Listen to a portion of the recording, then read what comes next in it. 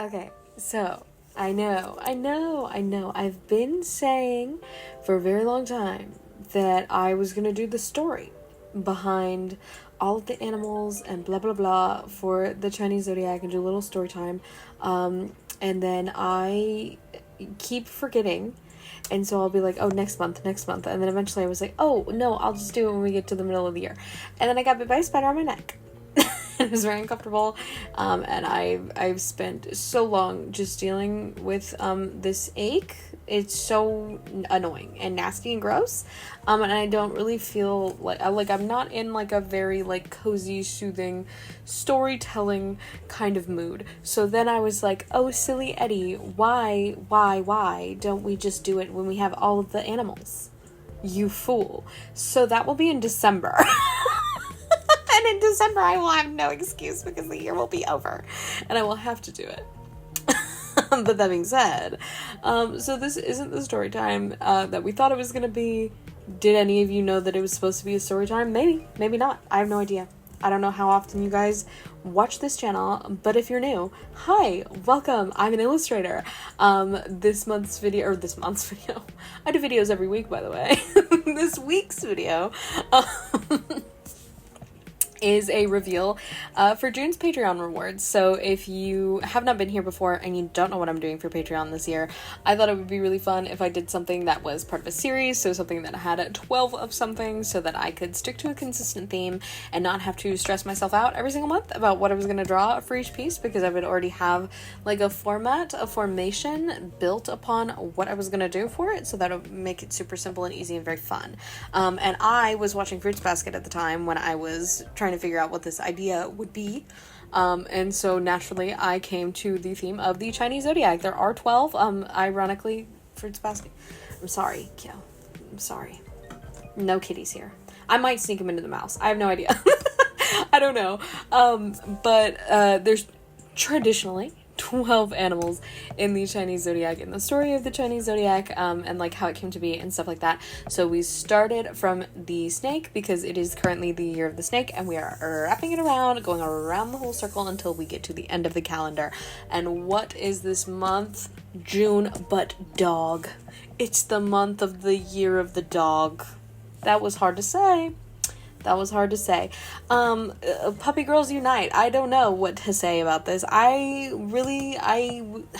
were so many different directions that I could have taken this, because dog is quite vague, and technically, really speaking, any animal is sort of vague. Like there's, like we've done monkey, there's a ton of different types of monkeys, there's a ton of different types of horses and what have you, but like dogs are like really common and it was so broad. I was like, how am I going to tackle this? What breed am I going to do? What direction do I want to go with this? I don't know. And then I started filming. I can't remember if it was a TikTok live stream or if it was my podcast, but I was doing something where I'm in, my usual yap sesh mode. And I start flowing with ideas, and all of a sudden I was like, what if I did like Sanrio style? Like for the sticker, and then like I made them match because I've been kind of unintentionally making them match, so now I'm doing it intentionally, but I was like, what if I made like a cute little like Sanrio like mascot type character, and then made a little matching portrait for that character? Like what would I do? And then I also did this thing that I normally do every single month, which is I have a few themes that I like to keep in mind when I am working on these pieces so that they stay cohesive, because I am primarily a portrait artist, if you can already tell by what you're looking at on screen. I generally don't really draw animals too often unless it's like for a commission or just like a little sidekick kind of companion to the piece. But more often than not, I am just focusing on a central figure, which is a portrait. So I thought it would be nice to challenge myself to draw animals, but also at the same time I want this to be something that is fun for me to work on. I don't want to put out work that I don't necessarily care about, especially not for something like Patreon, where it's a little bit even more intensive than a commission, because it's like kind of like a surprise, what are you going to get every single month, you know? And I've got people that are on here consistent, and I love you guys, and I cherish you so much. Shout out to my patrons. I want them to constantly be getting cool stuff in the mail, and not only sometimes be getting cool stuff in the mail, right? So I was like, I originally was going to do tattoos for every single piece, because I'm also working on a tattoo portfolio, fun fact. And I started doing that for January, and then immediately in February I was like, there's no way that I'm going to be able to do this for every single month and still be able to do a portrait and not have it look repetitive and boring, because there's only so many ways I can turn a figure and have like a body part be visible before it stops being interesting, you feel? So I've been trying to kind of avoid that.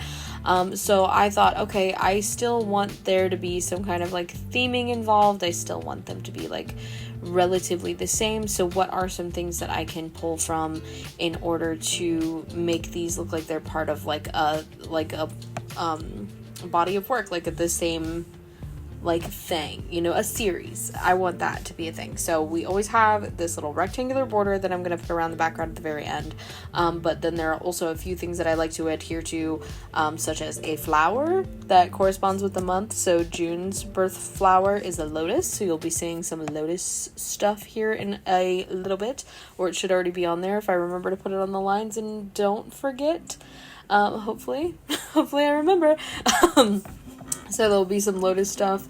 And then also I have the lucky colors. So I try to figure out what colors correspond with certain signs, what's good luck for them in particular, just in general, and then also what's good luck for them in 2025, because I started discovering that a few months in as well. So yeah, I try to incorporate those things in their little character design. So like I said, we have lotus, we have the dog, and then we have our lucky colors, which in this case were purple, red, and green for the dog overall, but silver, red, and brown for 2025. I ended up focusing mostly on, I believe, the brown and the purple with little hints of green and red here and there. That was really, really tricky for me to decide what I wanted to do exactly to incorporate all of those colors, particularly the red and the green part. I knew that I could do little accents here and there, like the glasses, for example, I will end up doing as red, like little round frames because they're so cute. But the dress is where I was struggling, because it was like, okay, the flower is the lotus, right? But also I had this dress from Target that is so cute, but we hate Target now because they rolled back on their DEI and we don't mess with that over here. But back before they were really douchebags, they had this really cute dress that it was kind of like a slip almost material. It was very like sheer with like a little like opaque underlining that was pastel purple, and it had cherries over top. Or was it cherry? No, it was flowers, but in my brain they were cherries, and so I was like, well, do I want to do little cherries? That would be so cute. And then I got really attached to the idea of little cherries, but then I was like, why would I do little cherries if it's the lotus flower? So then I was like, do I do a lotus flower pattern? I don't know. And I really, really struggled trying to decide what pattern that I was going to do, but I ended up on this one, keeping it simple, keeping it cute. I love it. I'm really, really happy with how it turned out. Honestly, the colors were my biggest thing, because there's so many different like values and hues, and also purple is a color that we've seen continuously popping up through the series. Now I believe it was in February, it was in March, and now here it is again in June. She just keeps sprinkling back. I believe it actually, what was March? Yeah, I believe it was a little bit in May too, perhaps. I can't remember what May looked like, but it's June now. So yeah, we've seen purple pop up a few times in the series now, so I'm like, okay, how do I make this different but also not using colors that I hate? Like, I'm very particular about undertones when it comes to colors like purple, because purple can be very intense. Sometimes I like me a little pastel moment, sometimes she can go a little darker, sometimes I don't mind a pinkier purple, other times pinky purple is like the worst ever to me. It's like Barney, it's gross. Not that Barney is gross, shout out to the OG. but just something about it sometimes really irks my brain. So sometimes I like really blue tone purples, but then other times blue tone purple also gets on my nerves. It is really hit or miss as a color for me. I generally like to stay in lilac territory, which is why we see lilac so often in this series, lavender, lilac, whichever. But I've been using it a lot, so I still ended up going like a little bit near it for that, but I was trying to mess with the undertones a little bit just to see where I wanted to land. And then the green also as well, because I was kind of like, okay, do I want to do like a very like deep green, like a jewel tone almost, to really offset like the pastelness of maybe the purple that I might end up going with, or do I want to do like a more vibrant green and a more vibrant purple even, so that I can kind of like boost the summer aspect to it, get like some really bright colors going on, because again, it's June, it is the summer solstice this month, so we're hitting the top of summer over here. Do I want to stay away from these more like pastel, like spring tone colors, and then bring it into the more vibrantness of summer? So I really struggled with that. Also, speaking of something that I totally completely forgot to mention, the dog thing again. Going back to the dog thing, which is the whole point of this video. Another reason that I was mentioning the flowers and the colors and stuff like that is because there's another thing that I like to look at, which is traits of that sign, because there are associated I guess you could call them superstitions or stereotypes or what have you, of traits of people who are under this sign, things that they might be. So I was like, it would be such a good idea, because again, I was talking about how dogs, they're so broad, there's so many different breeds for them. I was like, what if I looked up the traits that I normally do for the character, but then also added like dog breed after. So for the traits, we had loyal, active, anxious, and responsible. And then there's also traits depending on the element, and the element of 2025 is wood, so I was looking specifically for wood traits for dogs as well, and that was friendly and stable. So I looked up all of those traits plus dog breed, and what did I get but a Cocker Spaniel? Specifically a King Charles Spaniel, I believe is what they're called, is what I was going for. Like Lady and the Tramp. Hello? Literally so cute. So as soon as I got that idea, I was like, okay, I instantly came up with an idea for the mascot. I may or may not include a speed paint for the mascot, because I meant to film it and I didn't, because I got so excited to put the flats on there, because really with the stickers, normally what will happen is I'll render them, so then I can put them in with the print as well, because I tried to have them be part of the same thing, but this time I got too excited. I did the line art and I started putting flats on it immediately. Also primarily because I wanted to, again, mess with the color scheme and kind of like figure out which exact shades of purple and green that I wanted to go with, but also mostly just I got excited and I wanted to do it. But once I got the flats on, I was like, oh right, this is Sanrio and there's not really rendering. It's kind of just flats. There's not even really cel shading when it comes to Sanrio characters. There's maybe a highlight, maybe somewhere. Most of the time, not even really. So I finished that and I was like, yes, I see. So I may or may not include that, but you will see it as a little cameo down on the character's bag once I get to rendering that, or maybe I've already rendered it. I don't know. I'm not watching the speed paint as you guys are watching it. I am watching it in real time. So yeah, I made the little dog, and she's so cute, and I'm obsessed with her. And then once I knew that I was gonna do a Cocker Spaniel type character, now we're getting into kind of like the design, how I came up with the illustration for the character.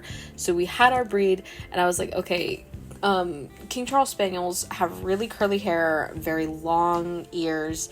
I want to obviously do pigtails, and then because we had like active, responsible, friendly, kind of anxious for the traits for the character, I was like, okay, it would be so cute if we had a little bookworm, if we had like a really shy but also like really kind of bubbly, like your introvert friend who's like introverted until you get around your friend group and all of a sudden they're like the loudest and funniest person that you know.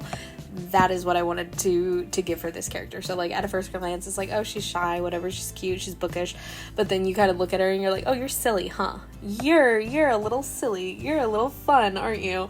So I was going for very like bright, vibrant, but also kind of like shy as well, like again, introverted, kind of like closed off, but also at the same time it's like, oh, you're chill, like you're approachable.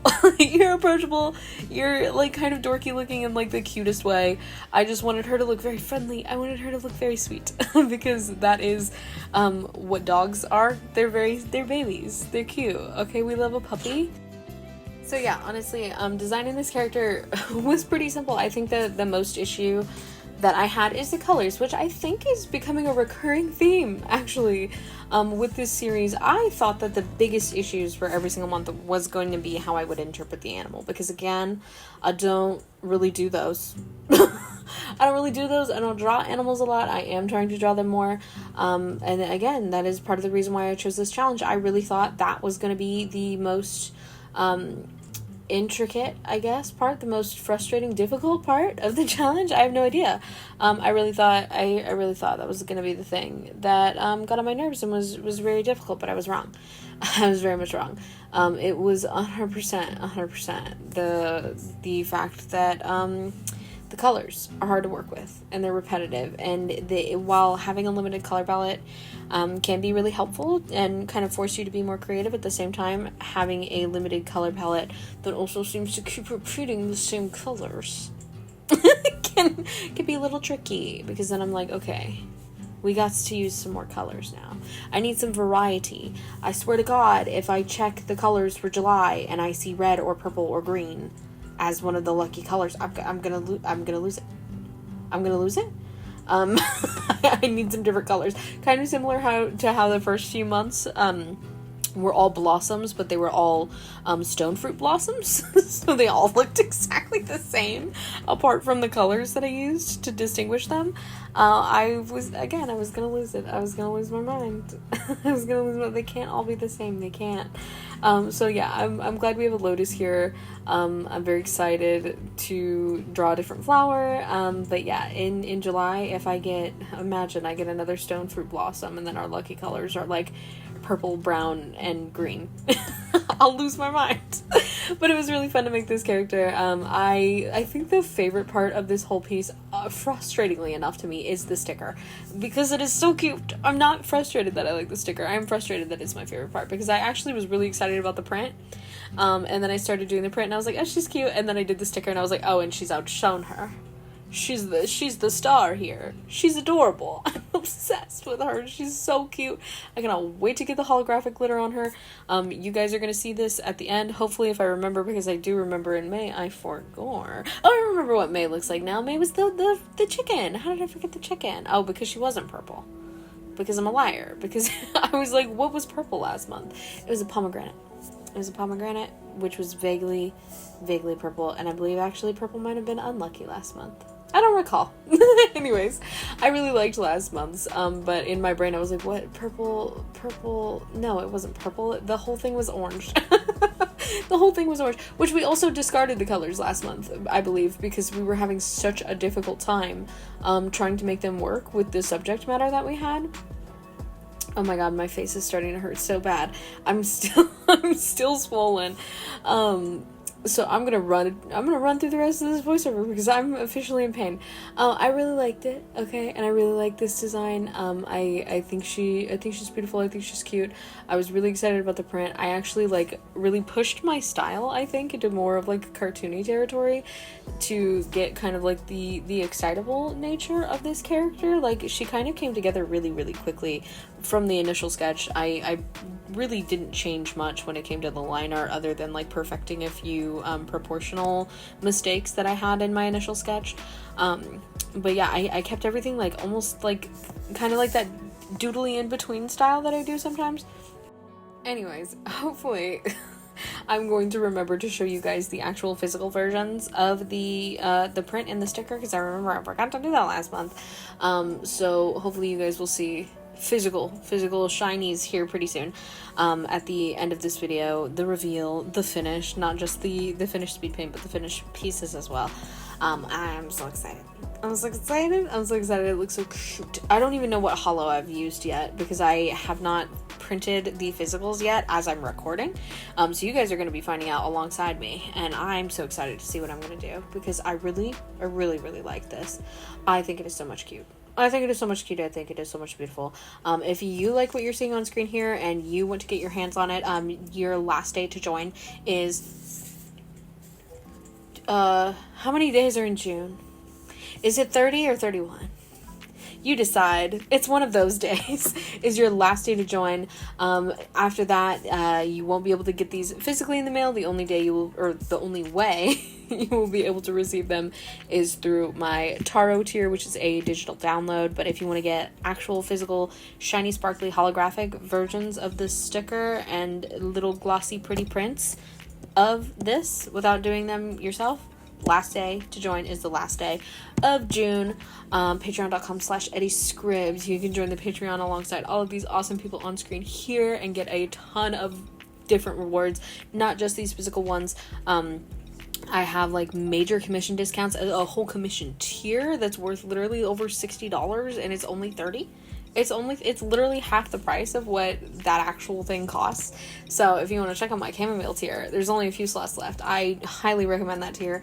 Getting to do those monthly customs is so much fun for me. You also get like physical versions of your customs, so you get like your commission and then you can get it as a print or a sticker or a button or a magnet. It's so much fun. It is so much fun.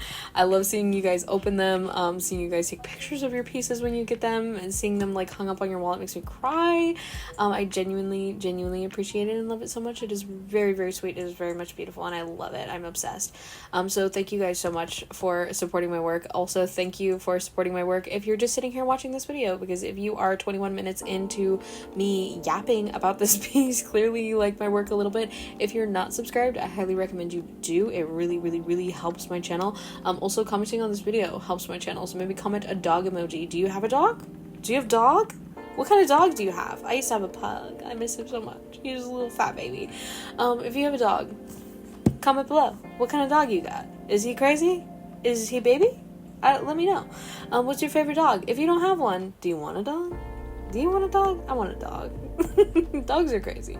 Anyways, I love you guys so much, and I'll see y'all in the next one, which is something, because I don't know, and I will see you in the next one. Bye.